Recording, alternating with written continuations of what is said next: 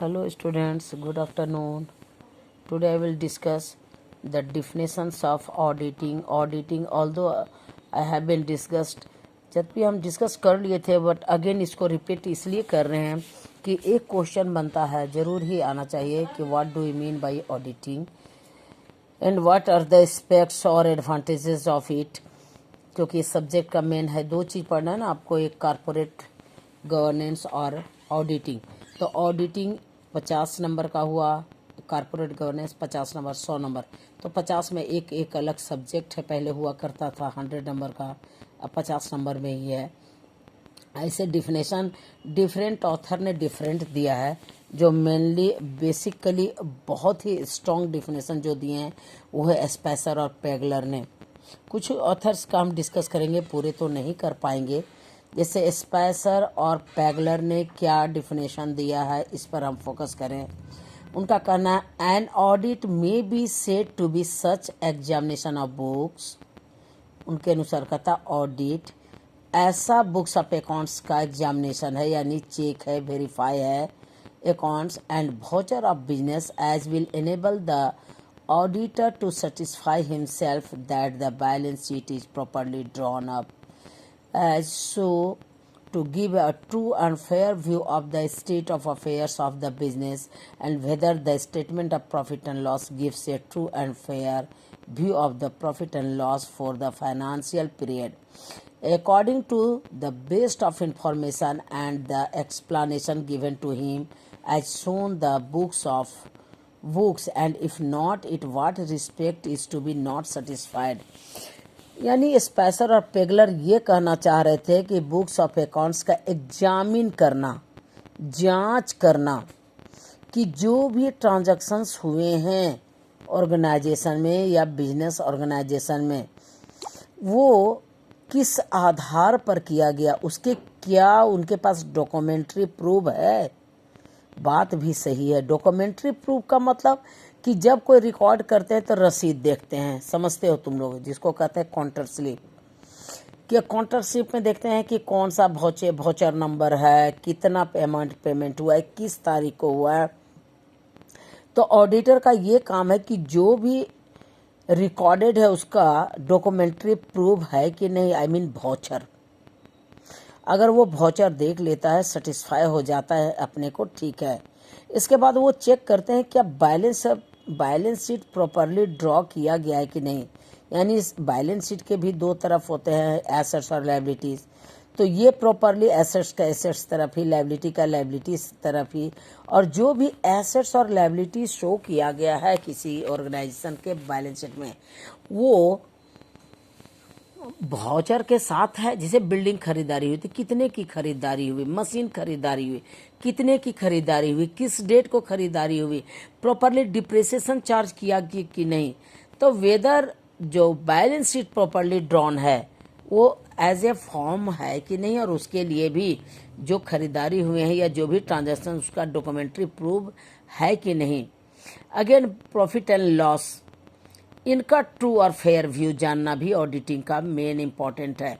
क्या है कि प्रॉपरली नियम तो ये है कि books of accounts why it is maintained, क्यों मेंटेन किया जाता है, क्यों खाता वही रखते हैं, प्रॉफिट लॉस जानने के लिए, एसेट्स कितना है, लायबिलिटीज कितना है, ये जानने के लिए।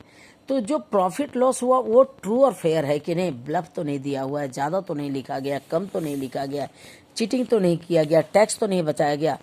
तो ये भी चीज़ है कि जितने भी रिकॉर्ड हैं, और उन सब रिकॉर्ड बनाने का मकसद होता है प्रॉफिट लॉस अकाउंट बनाना, प्रॉफिट लॉस जानने के लिए, एसेट्स लायबिलिटीज जानने के लिए बैलेंस शीट बनाना। तो ये जो बनाया हुआ है किसी भी ऑर्गेनाइजेशन, वो ट्रू फेयर है कि नहीं, उसकी डॉक्यूमेंट्री सत्यापन यानी डॉक्यूमेंट्री प्रूफ है, एविडेंस है कि नहीं है, इन सब की जांच परख करना, एग्जामिन करना ही ऑडिटिंग कहलाता है। ये जो काम करते हैं उसे ऑडिटर कहते हैं। शॉर्ट फॉर्म में हम कह सकते हैं इसको कि स्पेसर और पेगलर का कहना है कि जो भी रिकॉर्डेड है उसका डॉक्यूमेंट्री प्रूफ के साथ वेरीफाई करना। और अच्छी तरह समझने के लिए मैं ओन लैंग्वेज में बता रही हूँ कि मान लो किसी इंस्टीट्यूशंस में पेमेंट दिखा रहा है, सैलरी दिए हैं 10,000, तो जो सैलरी लिया उसका साइन है कि नहीं, किस डेट को लिया, या चेक से दिया तो बैंक से वो पैसा विड्रॉ हुआ कि नहीं, मशीन ओरिजिनल कितने कॉस्ट में खरीदारी हुआ था, क्या प्रॉपर जो उनके ऊपर डिप्रिसिएशन चार्ज होना चाहिए था वो हुआ कि नहीं, माल खरीदारी हुआ तो कितने कॉस्ट का था, उसका वाउचर है कि नहीं है। तो ये डॉक्यूमेंट्री प्रूफ का मतलब होता है कि जो वाउचर है वो सही है कि नहीं, और जो प्रिंसिपल्स ऑफ अकाउंटिंग है, डबल एंट्री सिस्टम के जो प्रिंसिपल है पर्सनल रियल नॉमिनल अकाउंट के अनुसार वो प्रॉपरली रिकॉर्ड है कि नहीं। ये इनका स्पेशल और रेगुलर का कहना है कि बुक्स ऑफ अकाउंट्स की एग्जामिन करना उनके डॉक्यूमेंट्री प्रूफ के साथ, और अगर किसी तरह का डिफॉल्ट है तो उसका एक्सप्लेनेशन भी ऑडिटर करते हैं, यह करना ऑडिटिंग का काम है। एक और ऑथर है वो J.R. बैटली बाय, बहुत अच्छे ऑथर है। इनके अनुसार ऑडिटिंग क्या है, ऑडिटिंग में be defined as an intelligent and critical scrutiny of the books of accounts of business with documents and voucher from which they are written up। इनका भी वही बात करना है कि जो प्रॉपरली बुक्स ऑफ अकाउंट्स का क्रिटिकली स्क्रूटनी करना, यानी जांच परख करना, किसके साथ, डॉक्यूमेंट्री प्रूफ के साथ, जो रिकॉर्डेड है उसका डॉक्यूमेंट्री प्रूफ, यानी जो भी रिकॉर्ड हुआ है उसका एविडेंस। तभी आपको पता चलेगा कि जहाँ जहाँ ऑडिटिंग होती है ना, सभी एम्प्लॉई इंगेज रहते हैं। क्यों इंगेज रहते हैं, जो ऑडिटर आता है उनके सामने प्रोड्यूस करना पड़ता है डॉक्यूमेंट्री प्रूफ। देखिए भैया, ये जो खरीदारी हुआ था इसकी रसीद ये है, ये जो पेमेंट हुआ इसकी रसीद ये है, ये जो इनकम हुआ इतना ही इनकम हुआ इसकी रसीद ये है। तो यही इनका कहना J.R. बैटली बाय का कि ऑडिटिंग में be defined as an intelligent and critical scrutiny of the books of accounts of business with documents and vouchers from which they are written up for the purpose of ascertaining whether the working results for a particular period shown by the profit and loss and also exact financial condition of that business as reflect in the balance sheet are true or determined presented by those responsible for the complaints। मतलब ये भी इन्हीं का भी यही कहना है कि डॉक्यूमेंट्री प्रूफ के साथ उनके रिकॉर्डेड को चेक करना, और जो भी प्रॉफिट लॉस अकाउंट बना के फेयर जो भी दिए हैं कि प्रॉफिट इतना हुआ लॉस इतना हुआ, वो ट्रू और फेयर है कि नहीं, अगर नहीं है तो कहाँ उनको शक लगता है, ये एक्सप्लेनेशन करना, बैलेंस शीट का वेरिफिकेशन करना कि ट्रू और फेयर है कि नहीं, अगर नहीं है तो कहाँ त्रुटि है वो देखना है ना। तो इस तरह से डिफरेंट ऑथर ने डिफरेंट दिए हैं। एक W.H. हैंसन का भी डेफिनेशन बड़ा ही एक लाइन में और बहुत ही सब कुछ उसमें बता दे रहा है। An audit is an examination of such record to establish the reliability and the reliability of the statement drawn from them. ये एक लाइन में कह रहा है कि जो भी बुक्स ऑफ अकाउंट्स का एग्जामिन करना और रियलिटी जो वास्तविक चीज है उसको पता करना, और रियलिटी जो लिखा गया है कि नहीं इसकी जांच करना। तो कुल मिलाकर आप ऑडिटिंग का मीनिंग तो समझ गए होंगे और कंक्लूजन भी आप लिख लेंगे। अब हम चलेंगे कैरेक्टरिस्टिक्स ऑफ ऑडिटिंग। कैरेक्टरिस्टिक्स क्या है, सो अब देखिए इसमें there must be an institutions. बिल्कुल, जो ऑडिट कौन करता है, पहले बता दिए थे कि कोई भी अकाउंटेंट है उसको अपॉइंटमेंट कर लिया जाता था बुक्स ऑफ अकाउंट्स के एग्जामिन के लिए, लेकिन अब ऐसी बात नहीं है।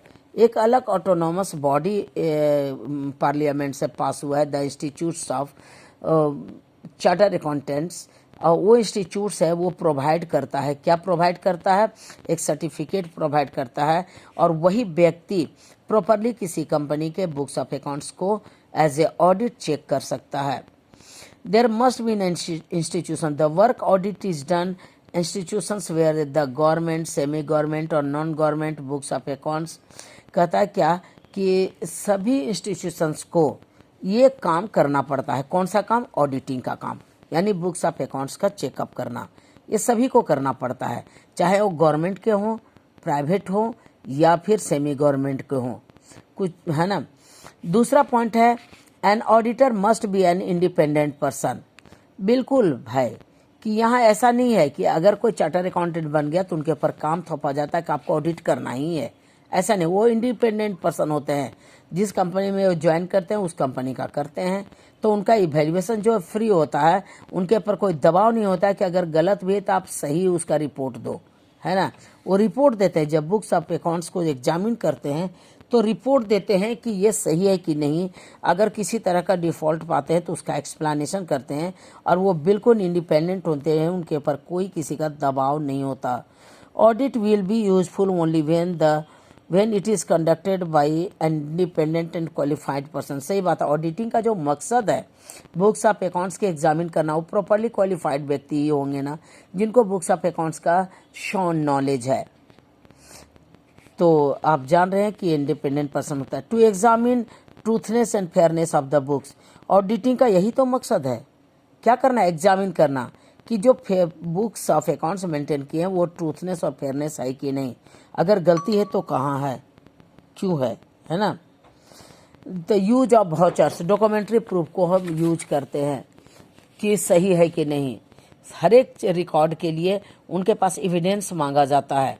टू गेट नेसेसरी क्लैरिफिकेशन, जब ऑडिट करते हैं तो ऑडिटर को बताना पड़ता है क्लियर कट कहाँ गलती है किन कारण से, क्या प्रिंसिपल्स ऑफ गलती हुआ, किस तरह का हुआ।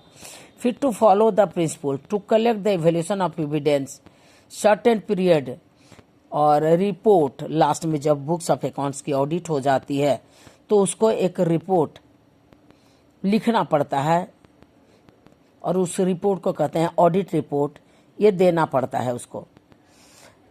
तो इससे ज़्यादा नहीं, नेक्स्ट क्लास हम बताएंगे अगला ऑडिटिंग के बारे में। आज इतना ही रहता है। Okay, thank you.